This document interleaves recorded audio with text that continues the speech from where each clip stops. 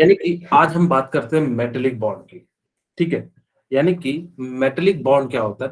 हमने पिछली क्लास में थोड़ी बहुत चीजें जो है यानी कि बात की थी आयनिक बॉन्ड की, कोवेलेंट बॉन्ड की, और यानी कि जो हमने किसकी बात की थी, कोऑर्डिनेट बॉन्ड की। कोऑर्डिनेट। हमने कहा था कि जब आयनिक बॉन्ड बनेगा तो कंप्लीट ट्रांसफर ऑफ इलेक्ट्रॉन के कारण बनेगा। ठीक है, आयनिक बॉन्ड जब बनेगा किसके कारण बनेगा, कंप्लीट ट्रांसफर के कारण बनेगा। जैसे मैंने कहा था कि आपके पापा मम्मी आपको अगर जो कोई सामान देते हैं तो वो क्या करते हैं, यानी कि जो पूरा का पूरा जो है दे देते हैं। तो इस प्रकार से जो बनता है तो यानी कि उसको हम लोग क्या कह देते हैं, यानी कि आयनिक बॉन्ड कह देते हैं। फिर हमने बताया था कि आपके लिए जो यानी कि क्या हो जाएगा, कि जो दूसरा यानी कि क्या हो जाएगा, हमने बताया था कोवेलेंट जब यानी कि क्या बनेगा, शेयरिंग के कारण जो बॉन्ड बनेगा उसको हमने क्या कहा था, कोवेलेंट बॉन्ड कहा था। फिर हमने जो है तीसरा जो पढ़ा था यानी कि कोऑर्डिनेट बॉन्ड। कोऑर्डिनेट बॉन्ड एक तरह से sharing of only one electron. हाँ ठीक है, यानी कि क्या था कि जो कोऑर्डिनेट बॉन्ड में क्या था कि जब कोई दो इलेक्ट्रॉन किसी एक एटम को या एक एलिमेंट को जब ट्रांसफर कर रहा था तो जिसके कारण से कोऑर्डिनेशन के कारण जो बॉन्ड बन रहा था, इस टाइप के बॉन्ड को हम लोग क्या कह रहे थे, यानी कि जो है कोऑर्डिनेट बॉन्ड। अब हम बात करते हैं मेटेलिक बॉन्ड। मेटेलिक बॉन्ड जो होता है वो electrostatic force attraction between metal. Generally जब दो मेटल के बीच में जब बॉन्ड बनता है तो इस टाइप के बॉन्ड को हम लोग क्या कहते हैं, यानी कि जो है मेटेलिक बॉन्ड कहते हैं। जैसे सोडियम सोडियम के बीच बने तो उसको मेटेलिक बॉन्ड कहेंगे, आयरन आयरन के बीच जब बॉन्ड बने तो उसको हम लोग यानी कि क्या कहेंगे, मेटेलिक बॉन्ड कहेंगे। यानी कि जो फोर्स ऑफ अट्रैक्शन लगेगा ना वो किन में लगना चाहिए, मेटल में, यानी कि जो है लगना चाहिए। अगर वो मेटल में जब लग रहा है तो जिस कारण से यानी कि जो बॉन्ड बनेगा उस बॉन्ड को हम लोग क्या कहेंगे, यानी कि जो है मेटेलिक बॉन्ड कहेंगे। ठीक है, अब देखो ये जब भी इलेक्ट्रॉन का जो ट्रांसफर होता है ना वो वैलेंस इलेक्ट्रॉन होता है। मैं आप लोगों को जस्ट थोड़ा सा समझाता हूँ कि वैलेंस इलेक्ट्रॉन क्या होता है और वैलेंसी क्या होता है। वैलेंस इलेक्ट्रॉन जैसे मैं एक एग्जांपल के साथ समझाता हूँ। ठीक है, बहुत सारे वैसे बच्चों को आता है वैलेंस इलेक्ट्रॉन और वैलेंसी, लेकिन बस मैं एक एग्जांपल के रूप में यानी कि जो है समझाने का प्रयास करता हूँ। जैसे मान लो कि मेरे पास यानी कि कोई एक एटम है। ठीक है, यानी कि मेरे पास यानी कि क्या है, कोई एक जो है यानी कि क्या है, एटम है। अब अगर जो मान लो कि इसके आउटरमोस्ट में जितने इलेक्ट्रॉन होंगे, the number of electron in present in outermost electron is known as valence electron. ठीक है, अगर जो मैं बात करूं यहाँ पे लिख भी देता हूँ वैलेंस इलेक्ट्रॉन, मैं पूरा डिटेल में तो नहीं बता रहा, बस आपको समझाने का प्रयास कर रहा हूँ। Valence electron, the number of the number of electron present in outermost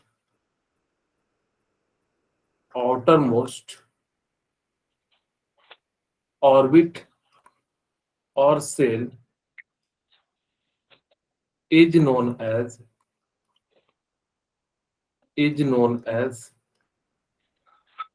valence electron. ठीक है, यानी कि अब अगर जो आपसे कहा जाए the number of electron present in outermost orbit और सेल इज नोन एज, जैसे इसमें अगर ये 2 होता, यहाँ पे अगर जो 7 होता तो यानी कि वैलेंस इलेक्ट्रॉन कितना है, यानी कि 7 है। वैलेंसी की बात करें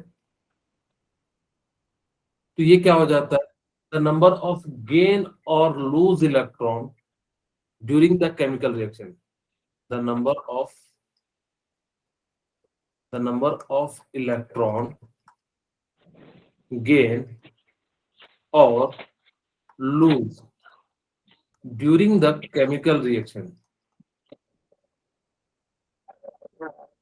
ठीक है, इसको हम लोग क्या कहते हैं, यानी कि जो है वैलेंसी कहते हैं।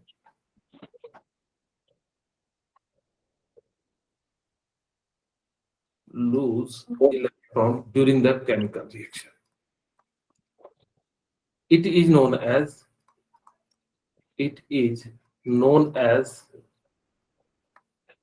वैलेंसी। ठीक है, इसको हम लोग क्या कहते हैं, यानी कि जो है वैलेंसी कहते हैं। ओके, यानी कि आपसे पूछा जाएगा कि वैलेंस, जैसे कि आपको मैं एक छोटी सी बात बता देता हूं, अगर 1 2 रहे तो 100% यानी कि क्या हो जाएगा, सेम ही हो जाएगा।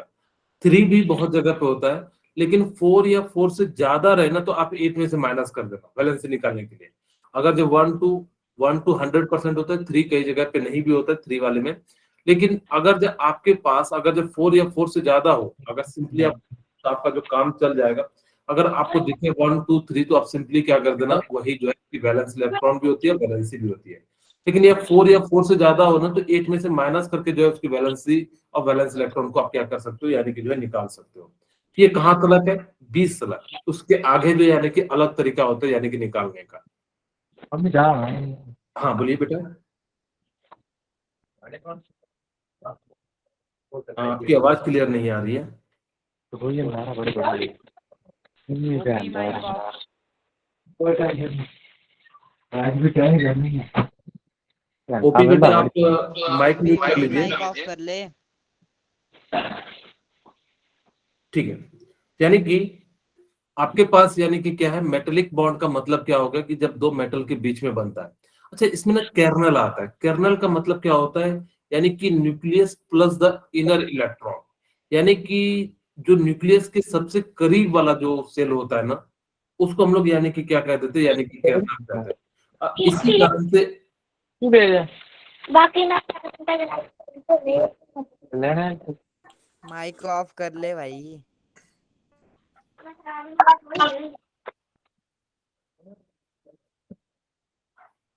हाँ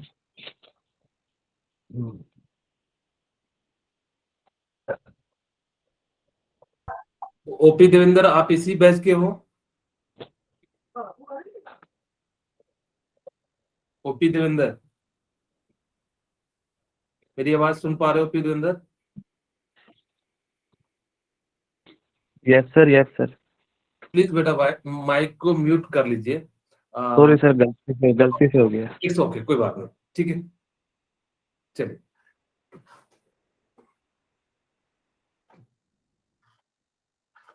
ठीक है, तो यानी कि हम लोग क्या कह रहे थे, यानी कि जो है जब भी बनेगा तो यानी कि न्यूक्लियस के कारण जो प्लस द इनर इलेक्ट्रॉन होता है, क्योंकि न्यूक्लियस के जैसे आपको मैंने कहा भी था कि ये जो सेल होता है इसको हम किससे रिप्रेजेंट करते हैं, के से।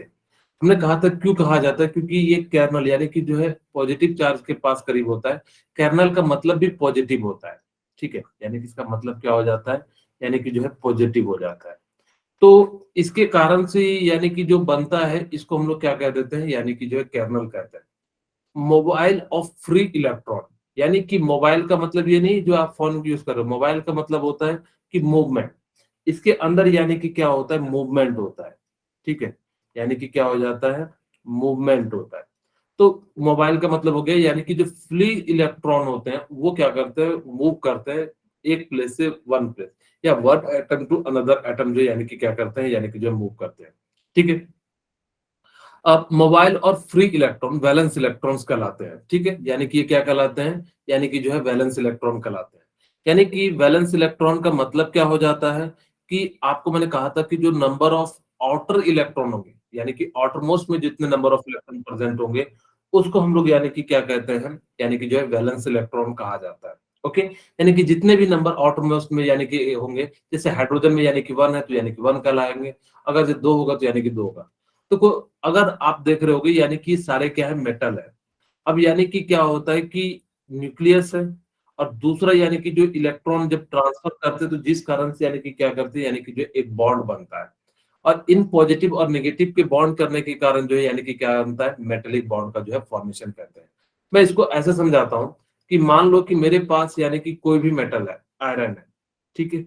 अब देखो आयरन आयरन के साथ जुड़ा होगा, यानी कि इनके बीच यानी कि कहीं ना कहीं मेटल मेटल के बीच में फोर्स लगता है। यहाँ पे ध्यान देना कि जो मेटल मेटल में फोर्स लगता है ना तो ट्रांसफर ऑफ इलेक्ट्रॉन के कारण होता है, ना ही शेयरिंग के कारण होता है, ठीक है। इसके अंदर क्या होता है कि एक मॉलिक्यूल दूसरे मॉलिक्यूल्स, कहोगे सर कैसे, जैसे मान लो कि ये आयरन है, ठीक है, मैंने इसको मान लिया आयरन। अब देखो दूसरा आयरन है, ठीक है, यानी कि अभी क्या है, आयरन है, ओके। अब यानी कि इस प्रकार से यानी कि क्या है, ये आयरन है, ये आयरन है। रहते रहते एक साइड जो है यानी कि पॉजिटिव आ जाता है, और एक साइड यानी कि क्या आ जाता है, निगेटिव आ जाता है। यहाँ पे इसके साथ ये रहेगा तो इंड्यूस हो जाएगा, यहाँ पे पॉजिटिव और यहाँ निगेटिव। तो जिस कारण से यानी कि क्या हो जाता है, इनके बीच जो है फोर्स ऑफ अट्रैक्शन लगना शुरू हो जाता है, यानी कि एक पॉजिटिव हो गया एक निगेटिव हो गया। तो जिस कारण से यानी कि क्या हो जाता है, इसको ये रहते रहते, जैसे आप लोगों ने कई बार देखा होगा कि मान लो कि आप किसी पढ़ने वाले स्टूडेंट के साथ रह रहे हो, तो देखना आपका भी इच्छा करता है पढ़ने का। अगर आप खेलने वाले स्टूडेंट के साथ रहोगे तो आप खेलने का इच्छा करेगा। क्या यानी कि यहाँ पे हो क्या रहा है, रहने के कारण, वैसे भी कहा जाता है संगत से गुण आता है, संगत से गुण जाता है, ठीक है। तो आप जैसी संगति में रहोगे तो वैसे ही चीजें जो है आप क्या करोगे, सीखोगे। तो उसी प्रकार से इसीलिए देखना, जो कमजोर बच्चे होते हैं टीचर क्या कहते हैं, कहते हैं कि जो है होशियार बच्चे के साथ बैठाते हैं। क्यों? क्योंकि जो है वो क्या हो जाए, इस प्रकार से जो है थोड़ा सा वो जो है तेज तरार हो जाए, ठीक है, ताकि कि जो है यहाँ पे उनके साथ जो है रहते रहते संगत से जो है कुछ चीजें जो है सीख जाए। हमेशा याद रखना कि अच्छी संगति के साथ रहना चाहिए तो अच्छी चीज सीखोगे। तो इनके कारण जो यानी कि क्या लगता है, फोर्स ऑफ अट्रैक्शन लगता है, और इस फोर्स ऑफ अट्रैक्शन को हम लोग क्या कहते हैं, यानी कि मेटेलिक कहते हैं। ओके, यहाँ तक तो आप लोगों को मैंने बताया था। थोड़ी बहुत चीजें जो मैंने कल की क्लास में बताया था, ionic bond to attain stable electronic configuration, यानी कि ये सारी कहानी किस लिए हो रही है कि स्टेबिलिटी को अटेन करें। अगर जो स्टेबल होगा तो एनर्जी क्या हो जाएगी,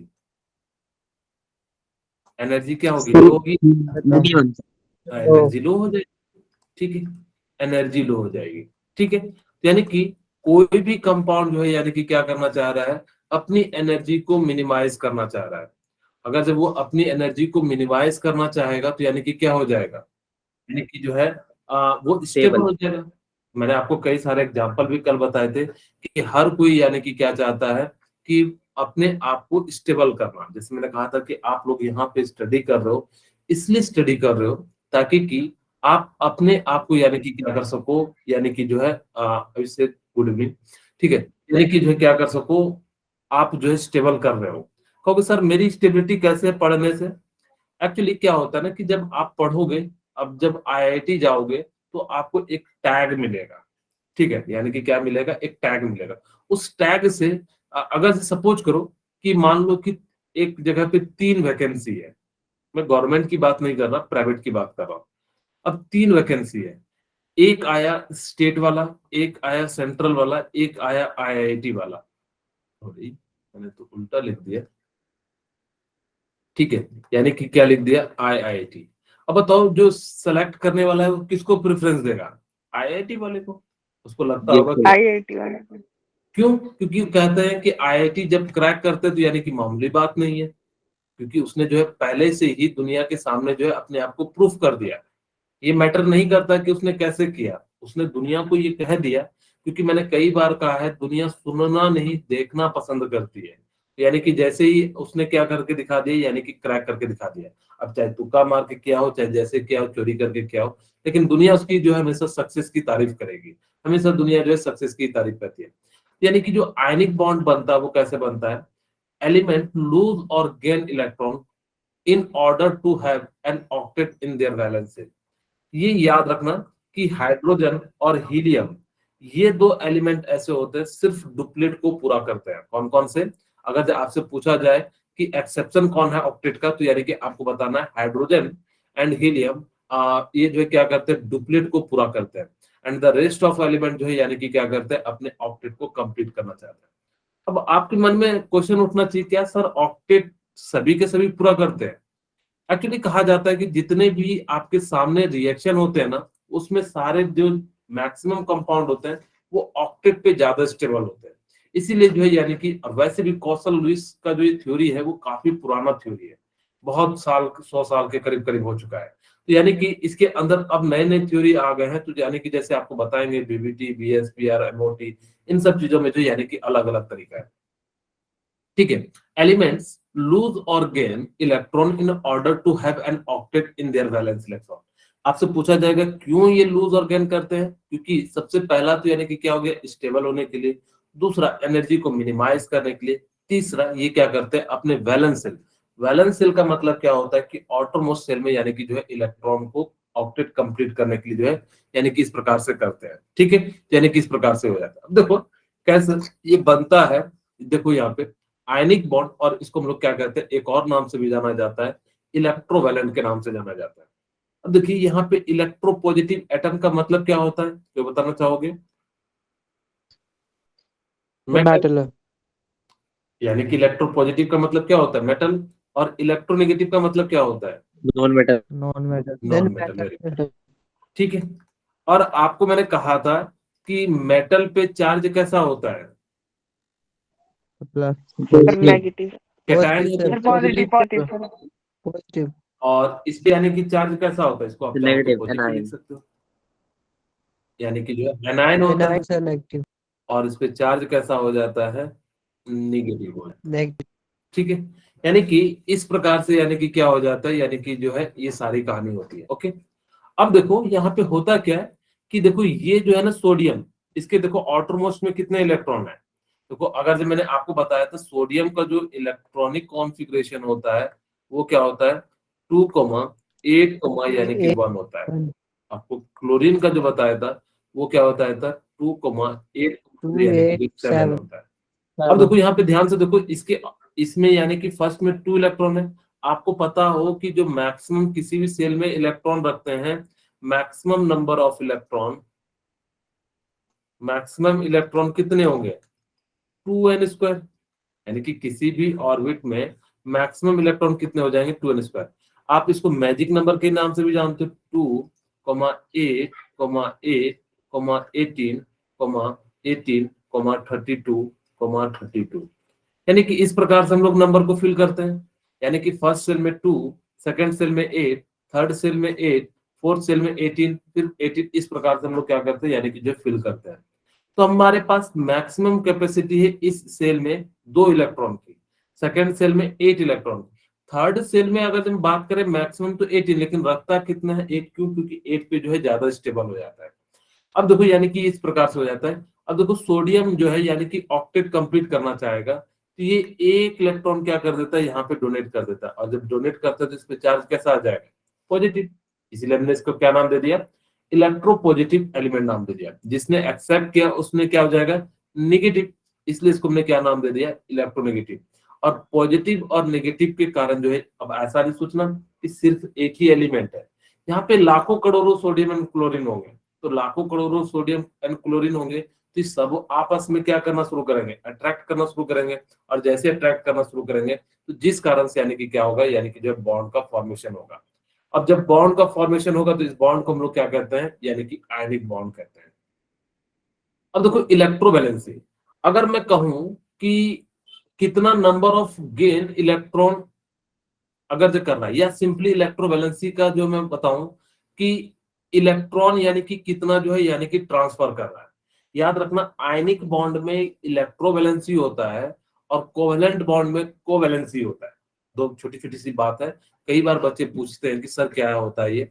एक्चुअली मैं कहूं तो मैंने आपको कल की क्लास में बताया था कि आयनिक में कोई बॉन्ड का फॉर्मेशन नहीं होता है। ठीक है, वो क्या करते हैं, एक फोर्स लगता है किसके बीच, कैटायन एंड एनायन के बीच। तो जब कैटायन एंड एनायन के बीच जब फोर्स लगता है, इस फोर्स को हम लोग क्या कहते हैं, इलेक्ट्रोस्टैटिक फोर्स कहते हैं। जैसे आपको शायद मैंने एक एग्जांपल दिया था कि आपके कहोगे सर ये जब फोर्स, यहाँ पे हम इसको रिप्रेजेंट भी नहीं करते किसी सिंबल से, और जब रिप्रेजेंट नहीं करते तो यानी किसी प्रकार से हम लोग क्या करते हैं, यानी कि लिख देते हैं। जैसे मैं आपको पूछता हूँ कि इसके बीच कोई दिख नहीं रहा है, लेकिन हाँ इन दोनों के बीच लग रहा है, जिस कारण से ये दोनों आपस में बंद है। अब आप कहोगे सर ऐसा होता है क्या, हम कैसे जाने कि इनके बीच लग रहा है या नहीं लग रहा है। तो मैं आपको एक सिंपल सा एग्जांपल देता हूँ। आपके मदर फादर आपको प्यार करते हैं, क्या वो बॉन्ड कहीं दिखता है क्या, नहीं दिखता। ऐसा दिखता है क्या कि जैसे, तो अभी देखा हाँ नहीं दिखता है। यानी कि जैसे मान लो कि ये मदर है और आप लोग सन हो, ठीक है। अब अगर जब मदर और सन है तो यानी कि इनके बीच ऐसा तो नहीं दिख रहा है ना कि भाई एक फोर्स है। आप रियल में सोचना, कभी ऐसा लगता है, लेकिन फिर भी माँ बेटे को बुलाती तो दौड़ा दौड़ा बेटा आ जाता है, या बेटा माँ को बुलाती तो यानी कि जो दौड़े दौड़े चले आते हैं। यानी कि इनके बीच में फोर्स ऑफ अट्रैक्शन तो लग रहा है, लेकिन वो दिख नहीं रहा है। यानी कि इनके बीच जो है फोर्स ऑफ अट्रैक्शन तो लग रहा है, लेकिन दिखता नहीं है। वैसे ही जैसे मदर और फादर के बीच जो है यानी कि जो है, या मदर और सन के बीच, या फादर और सन के बीच, या मदर और डॉटर के बीच, या फादर और डॉटर के बीच में। क्योंकि अगर जो मैं डॉटर का नाम नहीं लूंगा तो फिर कई बच्चे जो है नाराज हो जाएंगे कि सर हमें तो आप लोग नाम नहीं लेते हो, ठीक है। यानी कि इसलिए जो यानी कि क्या हो जाएगा कि कोई भी के बीच जो है फोर्स ऑफ अट्रैक्शन जो है यानी कि लगेगा, और जब वो लगेगा तो जिस कारण से यानी कि क्या हो जाएगा, इन दोनों के बीच में यानी कि जो है बैलेंस हो जाएगा। आपसे पूछा जाएगा कि NaCl में कितनी इलेक्ट्रोवैलेंसी है, तो बताइए कितनी इलेक्ट्रोवैलेंसी है? सर 1। 1। सर यानी कि पॉजिटिव और हाँ, नेगेटिव 1। हाँ, यानी कि जितना नंबर ऑफ इलेक्ट्रॉन गेन या लूज करेगा ना in the formation of ionic bond, याद रखना कि इलेक्ट्रोवैलेंसी कब लेते हैं, जब हमारे पास कंपाउंड कैसा हो, आयनिक कंपाउंड हो। आयनिक बॉन्ड यहाँ पे इन्होंने, या तो आप सीधे सीधे कह दो आयनिक बॉन्ड जब बन रहा होगा तो यानी कि जो है क्या होगा, इलेक्ट्रोवैलेंसी कहलाएगा।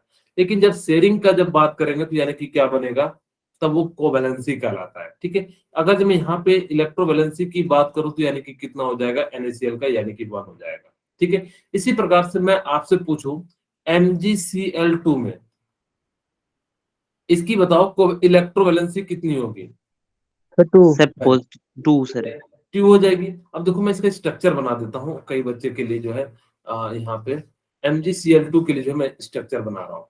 मेरे पास मान लो कि Mg यानी कि है, आपके पास Mg का इलेक्ट्रॉनिक कॉन्फ़िगरेशन कितना होता है, कोई बताना चाहेंगे? 2, 8, सर 2। 12 सर। ठीक है, यस सही होगा। यानी कि फर्स्ट सेल में यानी कि कितने होंगे, 2। सर 2 होंगे सर। हाँ, सेकंड में 8 और थर्ड वन में यानी कि कितने हो जाएंगे, 2 हो जाएंगे। ठीक है, मैं यहाँ पे इतना बड़ा नहीं बना के जो है यानी कि मैं छोटा सा बना देता हूँ, ताकि कि जो है, ठीक है।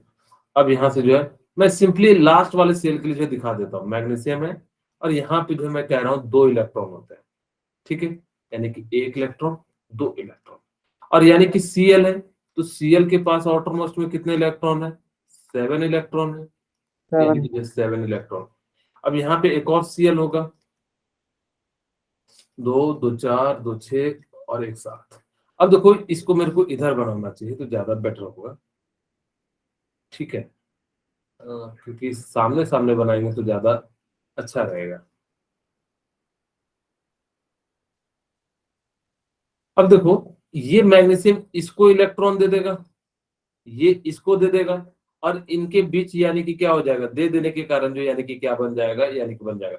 अब कितने इलेक्ट्रॉन का ट्रांसफर हो रहा है, यानी कि 2, तो इलेक्ट्रोवैलेंसी इसकी कितनी हो जाएगी, 2 हो जाएगी। ठीक है, यानी कि इसकी इलेक्ट्रोवैलेंसी कितनी हो जाएगी, 2 हो जाएगी। ओके, यानी कि इस प्रकार से हम लोग क्या कर सकते हैं, इसकी जो है इलेक्ट्रोवैलेंसी निकाल सकते हैं। अब देखो यानी कि क्या क्या फेवरेबल कंडीशन है फॉर आयनिक बॉन्ड के लिए, इनके बीच इलेक्ट्रोनेगेटिविटी डिफरेंस हाई होना चाहिए।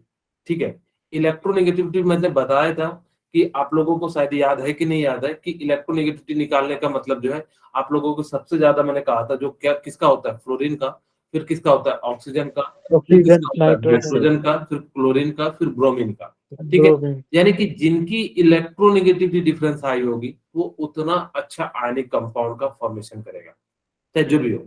यानी कि जितना ज्यादा यानी कि क्या हो जाएगा, क्या होगा कि इलेक्ट्रोनेगेटिविटी का जो डिफरेंस ज्यादा होगा वो कंपाउंड जो है यानी कि उतना ज्यादा अच्छा आयनिक कंपाउंड बनाएगा।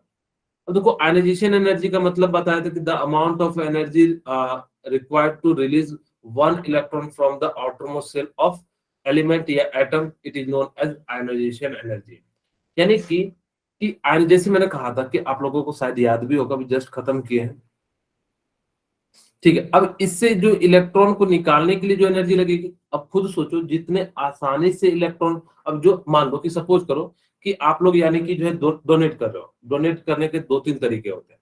एक तरीका है पूरा फोर्स कर रहे हैं कि नहीं तुम्हें चंदा देना पड़ेगा, चंदा देना पड़ेगा, और एक खुशी खुशी दे दे, यानी कि जो खुशी खुशी जिसमें कम एनर्जी लगाओगे, यानी कि आयनाइजेशन यानी कि इलेक्ट्रॉन को डोनेट ही तो कर रहे हैं, यानी कि जिसकी आयनाइजेशन एनर्जी कम होगी वो उतना अच्छे से इलेक्ट्रॉन लूज करेगा, उतना जल्दी लूज करेगा, और उतना जल्दी यानी कि लूज करेगा तो जिस कारण से यानी कि क्या हो जाएगा, ये उतना ही अच्छा हो जाएगा। ठीक है, यानी कि आयनिक कंपाउंड के लिए इलेक्ट्रॉन एफिनिटी, इलेक्ट्रॉन एफिनिटी का मतलब होता है कि एक इलेक्ट्रॉन को ऐड करने के लिए जो एनर्जी की रिक्वायरमेंट होगी, अब जितना ज्यादा यानी कि इलेक्ट्रॉन को लेने की टेंडेंसी होगी उतना ज्यादा बढ़िया होगा। यानी कि जो जितना ज्यादा जो नेगेटिव कंपाउंड होंगे, इलेक्ट्रोनेगेटिव एलिमेंट जो होगा, वो जितना जल्दी ले लेगा उतना जल्दी ही तो यानी कि आयनिक बॉन्ड बनेगा। उसके बाद यानी कि आता है लेटिस एनर्जी का। ठीक है, अभी मैं समझाऊंगा कि लेटिस एनर्जी क्या होती है, और जिसकी जितनी ज्यादा लेटिस एनर्जी ज्यादा होगी वो उतना ज्यादा होगा। सबसे पहले मैं लेटिस एनर्जी के बारे में समझाता हूं, फिर उसके बारे में समझाता हूं। देखो याद रखना कि लेटिस एनर्जी कब बनती है। ठीक है, मैं आपको जो है बिल्कुल डिटेल में समझाता हूँ लेटिस एनर्जी के बारे में पूरी कहानी। ठीक है, फिर जो है यानी कि अपने पीपीटी के बारे में भी पढ़ लेंगे। लेटिस एनर्जी, दो चीजें याद रखना। ठीक है, मैं दो छोटी छोटी चीजें बताता हूँ। लेटिस एनर्जी और यानी कि क्या हो जाता है, जो है इंथैल्पी के बारे में हम लोग बात करते हैं, हीट ऑफ फॉर्मेशन के बारे में। ठीक है, अगर मैं कहूं लेटिस एनर्जी और हीट ऑफ फॉर्मेशन या हीट ऑफ इंथैल्पी क्या होती है। लेटिस का मतलब होता है ना, जब दो आयन मिलके एक कंपाउंड का फॉर्मेशन करेंगे, इस दौरान जो एनर्जी निकलती है उसको हम लोग क्या कहते हैं, लेटिस एनर्जी। इसे ध्यान से सुनना। जब दो आयन, कौन से आयन, दो आयन जब मिलके कंपाउंड का फॉर्मेशन करते हैं, इस दौरान जो एनर्जी निकलती है उसको हम लोग यानी कि क्या कहते हैं, लेटिस एनर्जी कहते हैं। ठीक है, अब दूसरी जो हीट ऑफ फॉर्मेशन जो होती है, कि जब दो एलिमेंट, हीट में क्या बोला, दो एलिमेंट जब मिलके एक कंपाउंड का फॉर्मेशन करते हैं उसको हम लोग क्या कहते हैं, यानी कि हीट ऑफ फॉर्मेशन कहते हैं। अब निकालते कैसे हैं, देखो मैं अगर आपको एक एग्जांपल लेके समझाऊं कि सोडियम है सॉलिड के फॉर्म में, और यानी कि Cl2 है यानी कि गैस के फॉर्म में, और यानी कि क्या हो गया, यहाँ पे NaCl बन गया। मैं एक मोल के लिए बनाता हूँ क्योंकि लेटिस एनर्जी जो है, यहाँ पे जो एनर्जी निकलेगी ना, यानी कि हीट ऑफ फॉर्मेशन निकलेगी। फिर से समझना, मैंने क्या कहा, अंतर देखो। यानी कि हीट ऑफ फॉर्मेशन का मतलब क्या होता है, जब दो एलिमेंट यानी कि आपस में रिएक्ट करेंगे और एक मोल का बनाएगा तो उसको हम लोग क्या कहेंगे, हीट ऑफ फॉर्मेशन। ये थर्मोडायनेमिक्स की बात है। लेकिन अगर जब मान लो कि Na+ और Cl-, ठीक है, Na+ एंड Cl-, अगर जब ये बनाता है, जब दो आयन बनाता है, तो जो एनर्जी निकलती है उसको हम लोग क्या कहते हैं, लेटिस एनर्जी कहते हैं। ठीक है, उसको हम लोग यानी कि क्या कहते हैं, यानी कि जो लेटिस एनर्जी कहते हैं। यहां तक किन्हीं को कोई दिक्कत है तो बताइए। ठीक है, दोनों में अंतर समझना, क्योंकि मैं लेटिस एनर्जी को बिल्कुल डिटेल में बताने जा रहा हूं आप लोगों को, जो बिल्कुल सारी पॉइंट क्लियर। इसको एक और नाम से जाना जाता है, बॉर्न हैवेल साइकिल। यानी कि लेटिस एनर्जी निकालने का जो तरीका होता है उसको हम लोग क्या कहते हैं, बॉर्न हैवेल साइकिल। ठीक है, यानी कि जो है क्या हो जाता है, बॉर्न हैवेल साइकिल से हम लोग क्या करेंगे, यानी कि लेटिस एनर्जी को निकालेंगे। कैसे निकालते हैं, हमने कहा कि वैसे कोई भी तो आयन के फॉर्म में तो पाया नहीं जाता है। आयन के फॉर्म में हम क्या करते हैं, उसको बनाते हैं। मैंने इसको जो है इस प्रकार से लिया ताकि कि जो है सारे के सारे जो है यानी कि क्या हो जाए, ये हो जाए। और जो इस रिएक्शन का जो निकलेगा तो यानी कि क्या निकलेगा, यानी कि डेल्टा HF फॉर्मेशन निकलेगा। ठीक है, यानी कि क्या निकलेगा, डेल्टा HF, यानी कि जो है क्या निकल जाएगा, फॉर्मेशन निकल जाएगा। अच्छा, मेरे को तो पता है लेटिस एनर्जी निकालनी है, मैं चाहता हूं कि इसको जो है यानी कि किस में कन्वर्ट कर दूं, पहले गैस में कन्वर्ट कर दूंगा। इस गैस को मैं किस में कन्वर्ट कर दूंगा, आयन में कन्वर्ट कर दूंगा। ठीक है, अब देखो सोडियम, अगर जो सॉलिड, सोडियम को सॉलिड से गैस में कन्वर्ट करोगे तो इसमें कौन सी एनर्जी लगेगी, सब्लिमेशन एनर्जी। Yes sir. ठीक है, यानी कि कौन सी एनर्जी लगेगी, सब्लिमेशन एनर्जी। आप लोगों को याद है सब्लिमेशन एनर्जी यस सर। क्या होती है, सर जब सर So सॉलिड the को sir process of directly conversion of solid liquid into इसको में gas इनिशिएट without मतलब changing सीधा into गैस liquid. में चेंज कर देते हैं sir. Okay very good, thank you. यानी कि जो क्या हो जाए कि जो सॉलिड से यानी कि किस में कन्वर्ट हो जाए, गैस में कन्वर्ट हो जाए, तो इस प्रोसेस को हम लोग क्या कहते हैं, यानी कि जो सब्लिमेशन प्रोसेस कहते हैं। ठीक है, उसके बाद यानी कि देखो, अब देखो सोडियम से सोडियम आयन में कन्वर्ट कर रहे हो तो इसके बीच में क्या लगेगा, आयनाइजेशन एनर्जी। ठीक है, इसके बीच में क्या लग जाएगा, आयनाइजेशन एनर्जी लग जाएगा। ठीक है, यानी कि कौन सी एनर्जी लग जाएगी, आयनाइजेशन एनर्जी जो है यानी कि लग जाएगी। ओके, अब चलिए यहाँ पे देखिए, इसको मैं शॉर्ट फॉर्म में क्या लिख सकता हूँ, IE। अब देखो यहाँ पे ध्यान दीजिए, मैं चाहता हूँ कि सबसे पहले Cl2 को Cl में कन्वर्ट करूं, यानी कि कौन सी एनर्जी लग जाएगी, मैं इधर लिख देता हूँ क्योंकि बड़ा जगह है, फिर इधर शॉर्ट में लिख दूंगा, बॉन्ड डिसोसिएशन एनर्जी। ठीक है, यानी कि कौन सी एनर्जी लगेगी, बॉन्ड डिसोसिएशन एनर्जी।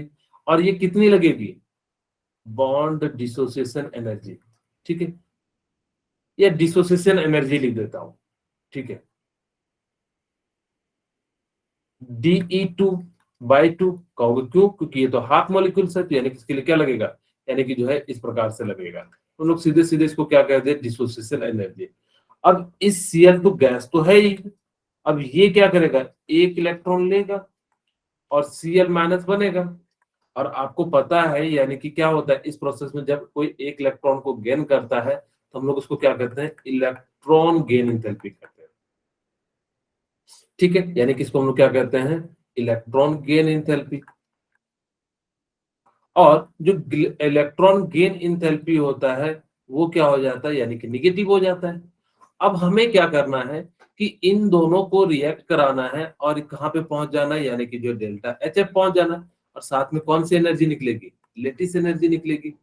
जब इलेक्ट्रॉन को ऐड करते हैं तो एनर्जी रिलीज होती है, इसलिए हमने यहाँ पे क्या ले लिया, माइनस ले लिया, ये भी एनर्जी क्या हो रही होगी, रिलीज हो रही होगी। अगर मैं फॉर्मूला लिखूं तो यहाँ पे मैं लिखता हूँ, आप लोग मुझे बताना कि सबसे पहले जो हम टोटल लिखते हैं सब्लिमेशन एनर्जी, ठीक है, प्लस यानी कि ionization energy plus bond dissociation energy by 2 minus electron affinity minus lattice energy equal to क्या हो जाएगा, हीट ऑफ फॉर्मेशन हो जाएगा।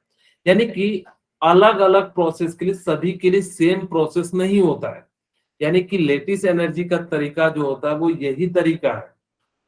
अगर अलग कंपाउंड होगा तो आपको ये फॉर्मूला, क्योंकि बच्चे ना ये फॉर्मूला अगर मैं याद करके चले जाऊंगा तो इससे आपका काम नहीं बनेगा, मैं पहले बता दे रहा हूँ। कई बच्चे कहते हैं कि सर इसको याद करने से मेरा काम बन जाएगा, नहीं। अगर हो सकता है कि वो यहाँ पे सॉलिड दे दे, तब पहले आपको गैस में कन्वर्ट करना पड़ेगा, सब्लिमेशन एनर्जी लगेगी, या हो सकता है लिक्विड दे दे तो उसको गैस में कन्वर्ट करना पड़ेगा, यानी कि उसके लिए अलग एनर्जी लगेगी। यानी कि चीजें जो है वो कंडीशन पे डिपेंड करती है कि कैसा दिया है। आप अगर ये फॉर्मूला रट के भी चले जाते हो तो यानी कि कोई काम का नहीं है। अब इसी चीज को पूरा इधर डेल्टा HF में इधर लिख देता हूं, delta HF lattice energy equal to delta HF minus SE sublimation energy minus ionization energy minus bond dissociation energy by 2 plus electron affinity या जो है इलेक्ट्रॉन गेन एंथैल्पी। तो ये जो है यानी कि लेटिस एनर्जी का जो है फॉर्मूला है। कहोगे सर क्या इसको याद रखना है, ना, इसको बिल्कुल याद नहीं रखना है। आपको तब करना क्या, ये प्रोसेस आपको यानी कि ध्यान रखना है, कैसे ये प्रोसेस हो रहा है, इस प्रोसेस को आपको यानी कि क्या करना है, यानी कि जो है आप देख सकते हैं। ओके, यानी कि इस प्रकार से हम लोग क्या कर सकते हैं, यहाँ पे जो है ये जो है सारी बातें जो है लिख सकते हैं। ओके, अब हम बात करते हैं किन किन फैक्टर पे यानी कि जो है अफेक्ट करता है लेटिस एनर्जी। कहोगे सर लेटिस एनर्जी समझ में आ गया कि जब दो आयन कंबाइन करते तो एनर्जी रिलीज होती है।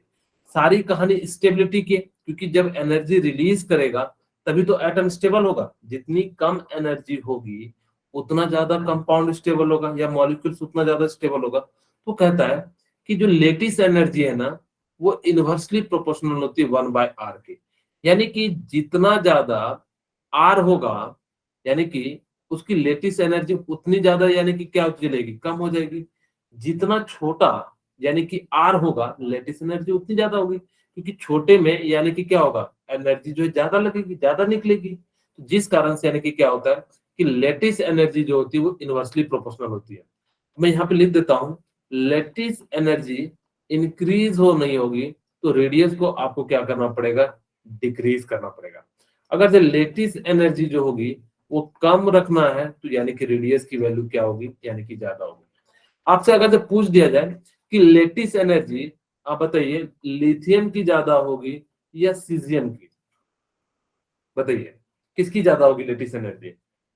Sir lithium. वेरी गुड, यानी कि लिथियम की होगी, क्योंकि जिसका जितना ज्यादा साइज छोटा होगा लेटिस एनर्जी उतनी ज्यादा होगी। ठीक है, अगर आपसे पूछ दिया जाए कि लेटिस एनर्जी कम किसकी होगी लिथियम और सीजियम में, सीजियम सर। सीजियम की कम हो जाएगी, यानी कि इस प्रकार से। अब देखो यानी कि जो आयन होंगे एक पॉजिटिव बन रहा होगा, एक क्या बन रहा होगा, नेगेटिव बन रहा होगा। वन मिनट,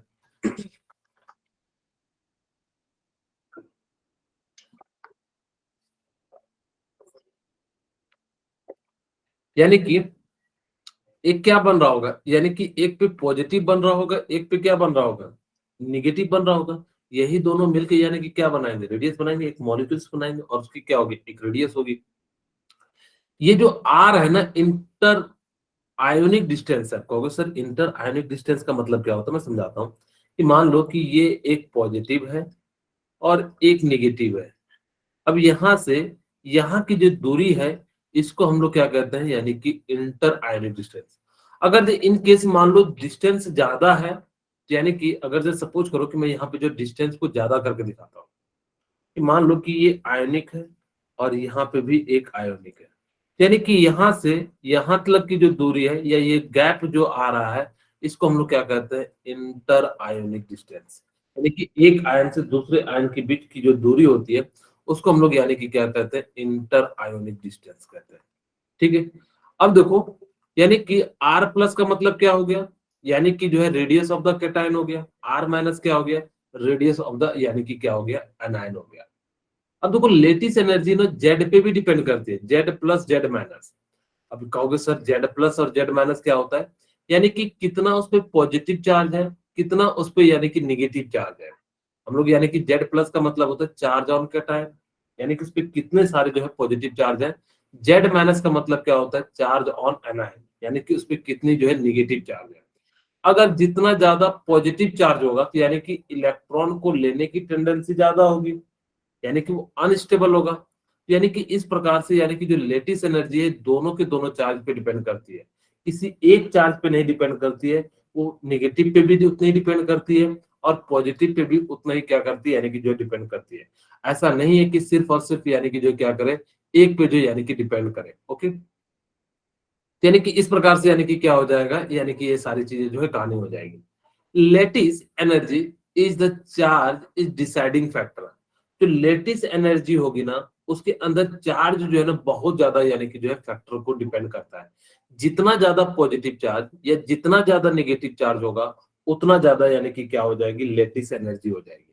क्या इतनी सी बात समझ में आए? आपको एक बात याद रखना है कि लेटिस एनर्जी आपसे पूछा जाएगा कि किसका ज्यादा है, तो देखना सबसे पहले तो यानी कि जिसकी साइज कम होगी उसकी यानी कि लेटिस एनर्जी भी क्या हो जाएगी, ज्यादा हो जाएगी। जिसका साइज बड़ा होगा उसकी लेटिस एनर्जी कम हो जाएगी। दूसरा देखना कि उस पे पॉजिटिव चार्ज है या निगेटिव चार्ज है, यानी कि जितना ज्यादा पॉजिटिव और निगेटिव चार्ज होगा उतना ज्यादा यानी कि क्या हो जाएगा, लेटिस एनर्जी होगा। यहाँ पे एक एग्जांपल के साथ समझिए। देखो Li प्लस है और F माइनस है, ठीक है, यानी कि क्या है, Li प्लस और F माइनस है। इनका जो रेडियस है यानी कि दोनों के बीच का इंटर आयोनिक डिस्टेंस वो कितना है, 2.0 है। यहाँ पे Z प्लस कितना है, 1 है। Z माइनस कितना है, 1 है, यानी कि 1 इंटू 1 कितना हो जाएगा, 1। और इसकी जो लेटिस एनर्जी निकलती है वो कितनी निकलती है, 1004 किलो जूल मोल इनवर्स निकलती है। ओके, अब हम बात करते हैं मैग्नीशियम में। मैग्नीशियम पे +2 है, ऑक्सीजन पे -2 है। अब यानी कि इनकी जो रेडियस है वो कितनी हो जाती है, 2.10 हो जाती है। ठीक है, यानी कि जितना ज्यादा उनके बीच फोर्स ऑफ अट्रैक्शन होगा तो उनकी रेडियस जो इंटर आयोनिक डिस्टेंस होगा वो उतना कम हो जाएगा। वैसे देखो साइज इनका काफी बड़ा है, लेकिन इनका रेडियस जो है यानी कि जो है इंटर आयोनिक डिस्टेंस लगभग लगभग बराबर है। क्यों? क्योंकि यहाँ पे फोर्स ऑफ अट्रैक्शन जो है काफी ज्यादा लग रहा है। तो यानी कि 2 पॉजिटिव है 2 नेगेटिव है, तो यानी कि 2 + 2 जो है यानी कि कितना हो जाएगा, 4। और देखो इसकी एनर्जी कितनी ज्यादा, यानी कि 4 टाइम्स जो है करीब करीब हो गई। सिर्फ अगर जब आप यहाँ से देखो तो यानी कि कितना हो जाएगा कि जो है आप देखोगे तो यानी कि लेटिस एनर्जी जो है साइज पे जो है ना बहुत ज्यादा डिपेंड करती है। क्या इतनी सी बात समझ में आ गई कि जो लेटिस एनर्जी है वो किस पे डिपेंड करती है, यानी कि जो है साइज पे डिपेंड करती है। अब हम बात करते हैं energy required to complete separate, या तो सेपरेट करने के लिए, आयन में कन्वर्ट करने के लिए, या फिर आयनिक को सॉलिड में कन्वर्ट करने के लिए। दोनों लिखा है 1 mole of solid ionic compound into gaseous constituent ion. इसी चीज को हम लोग क्या कहते हैं, यानी कि लेटिस एनर्जी कहते हैं। या सिंपली कह सकते हो the amount of energy released when two gaseous ion are combined. यानी कि जब दो गैसेस आयन यानी कि एक पॉजिटिव एक नेगेटिव जब कंबाइन होगा तो जिस कारण से यानी कि क्या होगा, एनर्जी रिलीज होती है।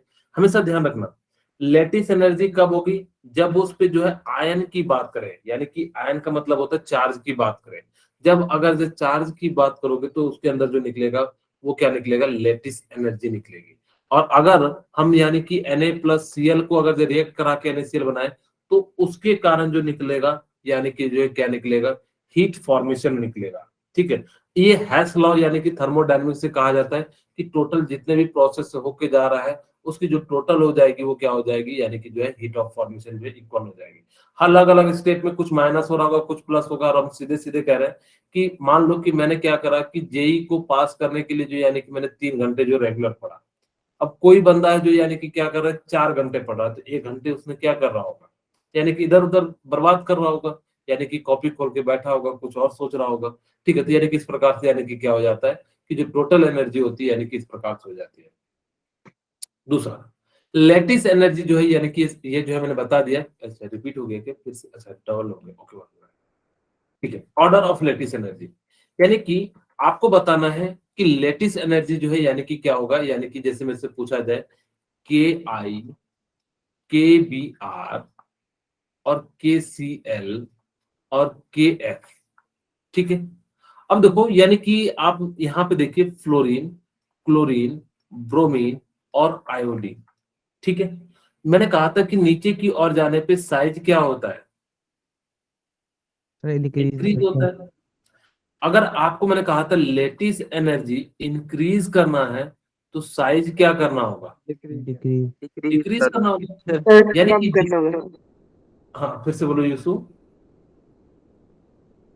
सर साइज डिक्रीज करना होगा सर। हाँ, okay, very good, thank you. यानी कि अगर जो मुझे लेटिस एनर्जी यानी कि इनको जो है ऑर्डर निकालना है, यहाँ पे इंक्रीजिंग ऑर्डर लिख देता हूं मैं।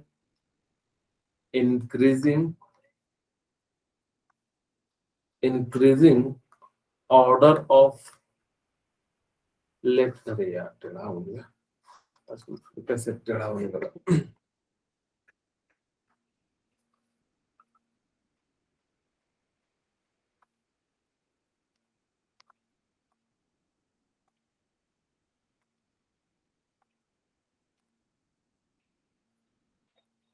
इंक्रीजिंग ऑर्डर में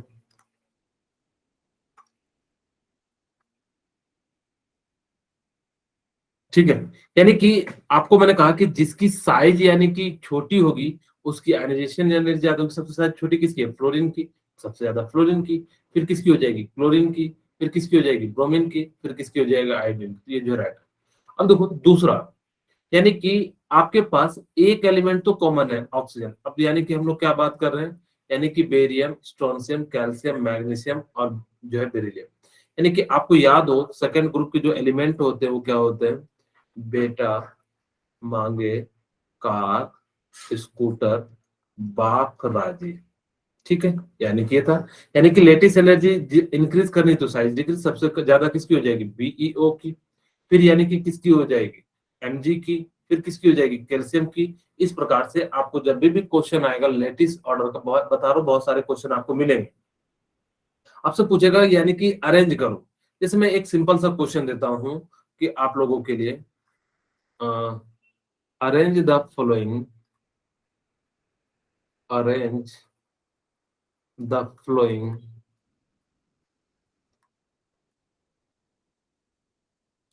in increasing order of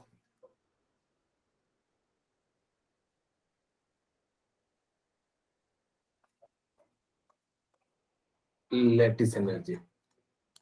इसमें दे देता हूं NaCl, ठीक है, LiCl, KCl और क्या दे देता हूं?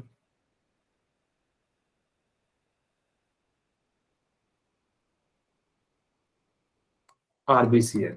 ठीक है, अब आपसे पूछ रहा है कि बताओ कि सबसे ज्यादा जो है लेटिस एनर्जी किसकी हो जाएगी? सर मैं बोल रहा हूँ सर LICL की सर। पहले LiCl। LICL होगा हाँ, यानी तो कि फिर ये तो सबसे NaCl होगा ज्यादा हो जाएगा। सर फिर क्या हो जाएगा? NaCl सर, फिर KCl, फिर सर NaCl हो जाएगा। RbCl। फिर लास्ट फिर किसका हो जाएगा? RbCl KCl हो जाएगा और लास्ट में क्या हो जाएगा? RbCl। हमें इंक्रीजिंग ऑर्डर में लिखना है तो हम क्या करेंगे? RbCl को पहले लिखेंगे, फिर यानी कि KCl और फिर यानी कि NaCl और फिर किसको लिखेंगे, LiCl को लिखेंगे। इसी तरीके से यानी कि आपको इस प्रकार से सॉल्व करना है, ठीक है। अब देखो यानी कि क्वेश्चन, अच्छा क्वेश्चन क्या है कि सोडियम है, मैग्नीशियम है, एल्युमिनियम है। अगर ये देखो 11 है, ये 12 है और ये क्या है 13 है, ठीक है। यानी कि जो मेटल का जो है यानी कि इस प्रकार से है। अब अगर जो इन केस इस डायरेक्शन में चलोगे ना तो जितना ज्यादा यानी कि अब यानी कि क्या होगा, यहाँ से 3 एटम को निकालने में आपको एनर्जी निकल रही है। अगर जो थोड़ा थोड़ा भी निकालेगा तो 3 एटम तो यानी कि इसकी ज्यादा हो जाएगी। इस कारण से यहाँ से क्या हो जाता है कि याद रखना कि जब क्या हो जाए, जब मल्टीपल एटम जुड़ जाए तो यानी कि क्या हो जाए और लेफ्ट टू राइट जा रहे हैं, साइज वैसे भी डिक्रीज हो रही है, यानी कि एनर्जी क्या होगी यहाँ पे जो है बहुत ज्यादा रिलीज होती है। यानी कि इस प्रकार से क्या हो जाएगा, AlF3 और इस प्रकार से MgF2 और NaF हो जाएगा, ठीक है। अब देखो यानी कि प्रॉपर्टीज ऑफ आयनिक कंपाउंड, मैंने वैसे तो आप लोगों को बताया हुआ है प्रॉपर्टीज ऑफ आयनिक कंपाउंड। यानी कि क्या होता है कि पहला जो प्रॉपर्टीज होता है सॉल्युबल इन पोलर सॉल्वेंट, यानी कि ये क्या हो जाएगा कि जो सॉल्युबल होते हैं यानी कि पोलर सॉल्वेंट में। अब आपके मन में आना चाहिए कि पोलर क्या होता है, तो बताना चाहोगे? जिनमें सर पोल जनरेट हो, सर जो पोल सर वो पानी में डालते सर घुल जाते हैं। ओके, मैं देखो आप लोगों को बहुत ही छोटी सी बात बताना चाहूंगा, ठीक है, ध्यान से सुनना कि पोलर और नॉन पोलर में वैसे तो अभी मैं सिंपल तरीका बता रहा हूँ, वैसे इसका जो सबसे मेन अच्छा तरीका होता है वो यानी कि क्या उनको बताता है डायपोल के द्वारा। लेकिन अभी हमने डायपोल नहीं पढ़ा तो इसलिए मैं उस सब चीजों को इंट्रोड्यूस नहीं कर रहा हूँ। आपको देखो मैं एक अच्छी सी ट्रिक बताता हूँ, आपके 95% क्वेश्चन सॉल्व हो जाएंगे। पोलर जो होते हैं यानी कि पानी होते हैं, याद रखोगे पोलर क्या होते हैं, पानी होते पानी। हैं।